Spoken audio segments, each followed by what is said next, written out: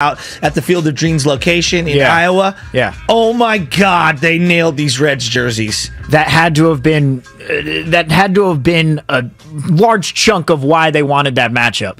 Because last year when they're creating Cubs-Reds, you're not thinking, oh yeah, we're going to get two powerhouses like the Yankees and the White Sox that we got this year. So we're going to get two teams where we can create some jerseys, maybe get some revenue from it, sell some of those, because I saw the Reds ones, didn't see the Cubs ones yet, though. Yeah, so the Yankees were sweet throwbacks last year. Yes. And the Sox had super cool ones as they won on a walk-off. This year, the Reds, the pinstripes with the old school C with Reds inside the logo, and then they're wearing a pinstripe white hat with a red line around it with a giant C. They're incredible. And the Cubs one has the little bear, the little cub with the bat. Yes. Oh my! I want the Giants in one of these games so bad. Yes. Oh, they need to put Giants and Dodgers in that game, don't they? Yes. They absolutely do. And you know what? Let's bring in San Francisco Giants insider Dave Flemming, presented by the County of Santa Clara. Book a COVID-19 booster shot now at sccfreevax.org or call 211. And again, we are joined by the one and only Dave Flemming. Good morning, Dave. And these Field of Dreams games that we're having, I mean, the Giants and Dodgers need to be a part of that at some point, right? Yeah, I mean, it would obviously be great. I don't know if I should say this. I heard that there was an idea a while ago. I don't want to spoil anything. I don't think I am, but there was an idea that maybe baseball would stage a New York game, sort of, whether it was, I don't know if it was in Central Park or at one of the classic old sort of sandlot fields in New York City with the Giants and the Dodgers with their sort of New York roots, which sounded like a great idea to me. I thought that would be a really fun version of Field of Dreams, touching on the New York ties. It's hard with scheduling, because we're so far away from those places that you got to sync it up to where both teams have a free day to play a one-off a long way from home. It's so much easier for the teams that are closer. You can sort of peel off. I can't remember what they're doing this year, but last year the Yankees and the White Sox played part of their series in Chicago and then flew over to Iowa to finish it off there. But you're right. I mean, the Giants and the Dodgers, those teams should be in the middle of any planning for all these kind of special events. We haven't seen the schedule for next year. I mean, I think the Giants are teed up to have one of those international series games next year. I hope the pandemic allows that to happen because I think that's in the works. Yeah. So many ways we can go with this. I want to see a game at Big Rec, but that's neither here nor there. All right, let's get into the actual games over the weekend. Obviously, Oakland and the Giants, just seeing what the attendance numbers are and seeing just how fun it is and how regional baseball's been over the years. And now that you have the adoption of the DH in both leagues, I don't know if they'd ever do this. I would love to see some sort of a realignment so that we can get more of Giants versus both LA teams. Giants versus the Seattle Mariners. Giants versus the Oakland A's in the same division. Doesn't it feel like we're underserved by not having more of these games? Well, I think we are headed in that direction. Next year the schedule is going to look a lot different than this year, a lot.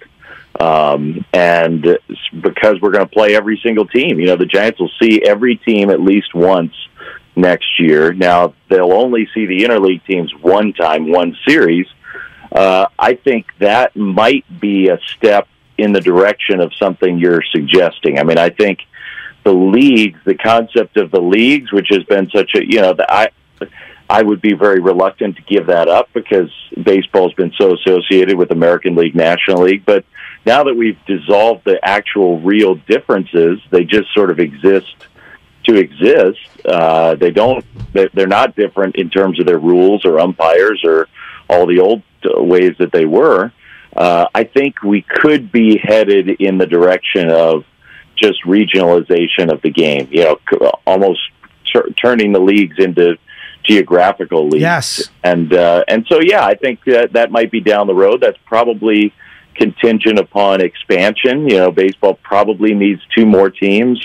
30 is really tough where you're split with an odd number. 32 is a whole lot easier to schedule with. And I think you're right. One of the takeaways of the weekend was look how much people enjoy Bay Area baseball and the two teams going head to head. I mean, I'm not knocking the A's, but the Coliseum has been a ghost town all year, and it came to life this weekend. Absolutely. The voice you hear is 95.7 Giants insider Dave Flemming. And Dave, one of the guys who we've been talking about for the past couple of series, actually, is one Joey Bart, who for the past 4 games that he's played in, he's 8 of 17, has a couple of home runs, obviously had that big one on Will Clark's jersey retirement day. So, Dave, what have you seen from Joey Bart as of late? Well, more contact, which for him means more hard contact because the dude just hits the ball hard.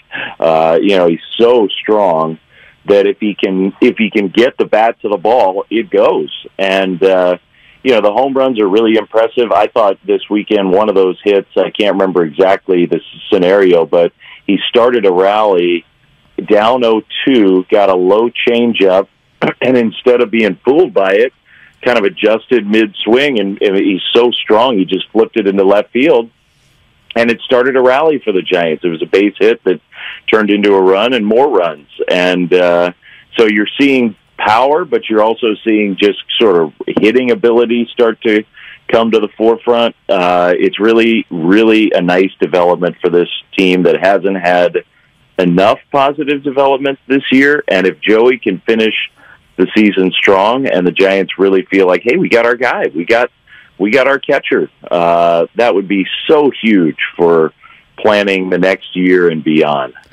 Where are you at on Carlos Rodon being a part of this team long term? Because I'm viewing this, and I know everybody's caught up in the hysteria of what the Padres have done, and all the Giants, they got to get 1 million bats and do a... Yes, we all agree. They need some bats. We understand that. But pitching still rings true. And if you came rolling back into next year with Webb, Rodon on some sort of a multi-year deal, and you're bringing up Harrison, now we're cooking with some oil. You can offset those bats with elite pitching. Where are you at on Carlos Rodon being retained long-term for the Giants? Well, I think the Giants agree with you that, there are a lot of ways to win games, and run prevention is just as powerful as run scoring. And so sometimes it's not as exciting to talk about, although maybe if you're watching Jacob deGrom throw 103, it's pretty exciting. But Rodon's close to that category. I believe that he likes it here. I believe that the Giants obviously really like his performance. Carlos has had an excellent year. He's been one of the very best pitchers in baseball. I think the Giants are interested in bringing him back. I also think Carlos, like almost every player, this is his first year. It's not like he came up with the Giants. So I don't think the Giants are getting any sort of emotional discount or anything. I think with Carlos, it's going to be who gives the best offer, and that's where he's going to go, and I don't blame him for that. That's not a judgmental statement. So whether I don't know exactly what that deal will look like, but I would think Kevin Gausman's deal is like a pretty good framework of what Carlos would be asking for, and we'll see if the Giants or any team is willing to meet that price. San Francisco Giants insider, the one and only Dave Flemming, joining us here on 95.7 The Game. Yesterday, Dave, we saw Mike Yastrzemski hit a couple of home runs. We saw Lamont Wade hit one as well over the weekend. Gabe Kapler said after the game that with those guys, it was just not a matter of if, but a matter of when. Has that when come too late, or is this a time where really they could spark a little streak here in terms of hitting for Mike Yastrzemski and Lamont Wade? Well, they could spark a streak. They could also make a better argument for, being a part of this team, a big part of this team going forward. That's part of the last part of this year is the Giants have to make some hard evaluations coming up about what we need to get better at and where we need to improve and how the pieces fit. These at-bats are really important for everybody in that process. And those two guys, almost more than anybody, Mike Yastrzemski, there's nobody that I think all of us root for more than this guy. The way his career has unfolded, the way that he took advantage of a chance here in San Francisco, the way he's been embraced by Giants fans. He's just, he's really, truly worth rooting for. And it's almost cruel as he gets ready to maybe get a bigger payday finally after all these years of toiling away that he's having his worst year, and really the last 2 months have been bleak. So that looked like the old Yaz, and I really, really hope we see more of it from him because we know it's in there. And I don't think, some people say, well, he's getting old. What is he, 31? I think he's got plenty of good baseball left, and let's hope we see more of that. What has happened to Jock Peterson? This guy hasn't hit a home run in almost 2 months, or a month and a half at least. He was on pace for 25 jacks, and it just feels like everything's been halted. What do you think has happened with Jock Peterson? Yeah, that's a really good question. Hard question to answer. I think part of the answer is when you look back on it, maybe I didn't realize it as much because it seemed like he was always doing damage against the Giants, but I don't think that's true. He has always been really streaky. So I think that's part of it. That's just who he is in a way, and I think in some ways it explains why teams have not held on to him, which, the first part of the year, you and I were talking like, well, how did the Giants get this guy for 1 year for, what they got him for? I think part of the answer is he's just been a really streaky player, and I think teams do value consistency. The hot streaks can carry you, but the cold streaks can bury you. And I don't know that there's any more of an explanation than that. I mean, he looks the same to me in terms of his body. He's walking around fine. He looks strong. He looks healthy. He goes through the same routine. So it's not like something has changed that I see when I'm around him. But gosh, we missed that guy who was such a driver of the Giants' success in the first half. All right, one more here for SF Giants insider Dave Flemming. Dave, the Giants are now 6.5 games out of that last wild card spot, and it feels like playoffs are becoming less and less realistic for the Giants this year. And you, as a voice of optimism for the Giants, as you've been on this show, what do you feel like the Giants can do down the stretch here if playoffs are out of reach and you can make this season feel like a positive even though you miss out on playoffs? Well, two things. Number one, you still have a chance because you have some head-to-head matchups, and you get 9 of them still with the Padres. And the Padres are one of the teams. The Giants have to track down 2 of the teams that are ahead of them, not just one. So they got to chase down 2, whether that's Milwaukee and San Diego, or San Diego and Philadelphia, or St. Louis is in there. You got to vault over 2 of them, which it makes it very tough. I'm not saying the odds aren't long. They are. But you get 9 against San Diego. Let's just say the Giants could go 7-2 against the Padres in those 9 games. Then you're talking, all right, we made up some ground head-to-head. They get 2 still with the Brewers. They get a home weekend series, 3 head-to-head with the Phillies still. So some of those teams that you have ahead of you, you at least get a crack at. Now, it puts a ton of pressure on you to actually really perform in those head-to-head matchups, and that's hard to do in this sport. You get the wrong pitching matchup. It's hard to snap your finger and say, okay, yeah, we're just going to beat those teams. That's hard to do. But I was just sitting on the airplane last night thinking, can the Giants, 2 months left, can the Giants win 18 games a month? Can you go like 18-10 twice and finish like 36-18, something like that? Can they do that? Yeah. That doesn't sound like totally out of the realm of possibility. It's not easy, but I think they can do it. And it starts tonight. It does. If you can't beat the Padres head-to-head, you ain't going. Yeah. Because they have 9 of them left, and that's one of the teams you're trying to chase. So let's see. The Padres may be licking their wounds a little bit after they experienced the Dodgers' experience over the weekend. And let's see. Maybe the Giants can come in here and surprise them a little bit. 15 years ago, Barry Bonds breaking the record. I'm sure it brought back a lot of memories for you. I always think about and I know it stinks for you, and I hate to bring it up, but 7:15 and the microphone going dead. I know you did 7:55. Take me back to 7:56 with Bonds. What do you remember? Yeah, I did. I brought up on my own. You don't have to apologize. I brought up on my own 7:15 the other day on the TV side, just remembering the Bonds home run stuff. 755 is here, by the way. So when we come to San Diego, I do remember, one of my memories of 755 was because the road scene, when Barry was really on the home run chase, the road scene was wild. It was like people just couldn't wait to boo him, and these ballparks were packed, and the buzz when he would come out in the on-deck circle, and man, Padres fans were just giving it to him and booing, and then he hits the home run, and everybody stood up and cheered. It was like, people just were thrilled by seeing him and seeing something historic. The night that he broke it, Javi and I were joking about it the other day. He hit it out to right center field. We know where the plaque is, and just one swing, drop bat. It was like perfect Barry Bonds.